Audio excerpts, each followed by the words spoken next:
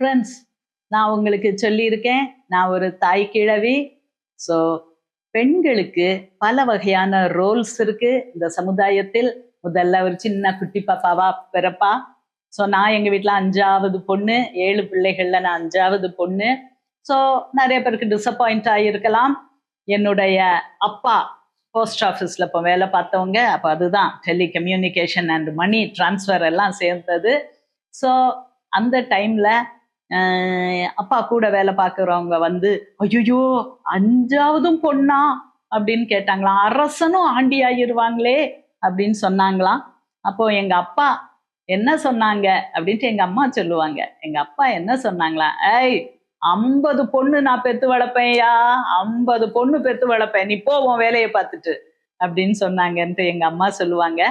So நான் என்னுடைய குழந்தை பருவத்தில் எனது அப்பாவை இழந்து விட்டாலும் அந்த வார்த்தைகள் எனக்கு இன்றளவும் என் மனசுல பசுமையா இருக்கு. எங்க அம்மா அதை சொன்ன விதம், பெருமையோடு சொன்ன விதம் எனக்கு ஞாபகம் இருக்கு. நானும் அது எனக்கு constant source of energy. those words by my father. ஒரு பெண்ணிற்கு பிறந்ததுல இருந்து பல ஸ்டேஜஸ் இருக்குது, பல நிலைகள் இருக்குது. அந்தந்த டைமுக்கு ஒரு மைண்ட் செட் வேணும். சரி, இந்த ஒரு சின்ன குழந்தை, பெண் குழந்தை பிறந்துட்டா சபிப்பவர்கள் இருக்கிறார்கள், சந்தோஷப்படுகிறவர்கள் இருக்காங்க. பொதுவா டிசப்பாயின்மெண்ட் ஆகுது. நம்ம இந்தியால, நம்ம தமிழகத்துல அப்படித்தான் இருக்குது. ஓகே, ஸோ அதுவும் கொஞ்சம் கருத்த பொண்ணு அப்படின்னா ரொம்ப வருத்தப்படுவாங்க. ஓகே, இதெல்லாம் தாண்டி அந்த குழந்தை பிழைத்து வருகிறதுன்னு வைப்போம். அந்த குழந்தையை போற்றி கொஞ்ச நாள்ல எல்லாத்துக்கும் பிடிச்சிரும். கருத்த குழந்தையோ, செவத்த குழந்தையோ, பெண் குழந்தையோ, ஆண் குழந்தையோ, கொஞ்ச நாள்ல அந்த பிள்ளை செய்கிற குறும்புகள், சிரிக்கிறது, ஓடுறது, பேசுறதெல்லாம் பார்த்து அந்த பெண் மேல ஒரு அட்டாச்மெண்ட் வரும். அப்போ இந்த கேர்ளுக்கும் தன்னை கொண்டு ஒரு சந்தோஷம், ஒரு பெருமை. ஃபாதர்ஸ் டேடிஸ் லிட்டில் பிரின்சஸா வளம் வருவாள். ஓகே, ஸோ அப்பாவுக்கு அந்த பிள்ளைய ரொம்ப பிடிக்கும். நான் தான் ராணின்னு நினைக்கும், எல்லாரும் எனக்கு அடிமைகள் நினைக்கும், டெரிபிள் டூஸ் அப்படிம்பாங்க.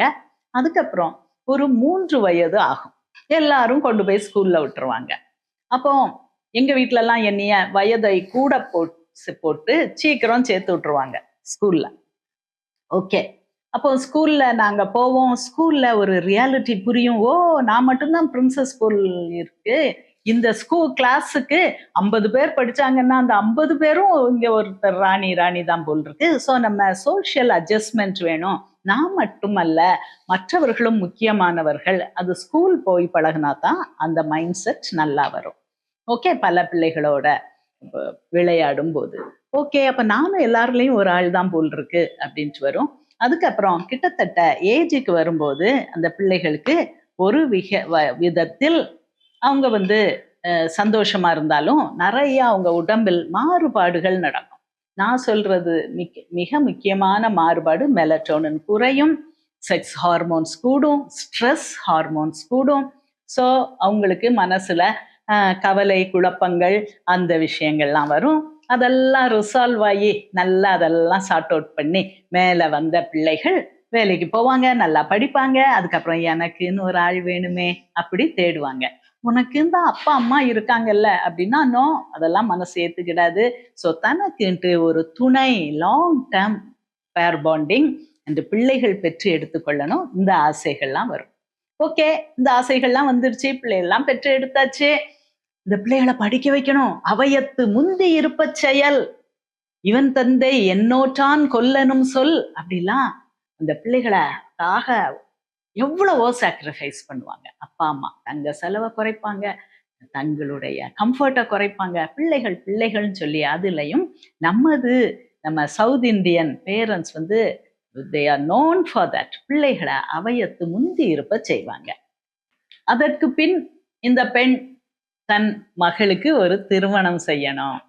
என் பிள்ளைக்கு ஒரு நல்ல மருமகன் வேணும், எங்க வீட்டுக்குள்ள ஒரு மகன் வேணும். அவளுக்காக ஒரு ஆள், அவள் ஒரு குடும்பம் தனியா அமைத்து தான் குழந்தைகளை பெற்று அவங்கள பராமரித்து நான் வளர்த்து இவளை திருமண வயசு வரைக்கும் கொண்டு வந்துட்டேன். இப்ப அவளுக்கு திருமணம் செய்யணும், அவளுக்கு நான் பேர்காலம் பார்க்கணும், அந்த பேர குழந்தைகளை பெற்று எடுக்கணும். இதெல்லாம் அவங்களுடைய குட்டி குட்டி ஆசை. ஓகே, இதெல்லாம் செஞ்சுட்டாங்க.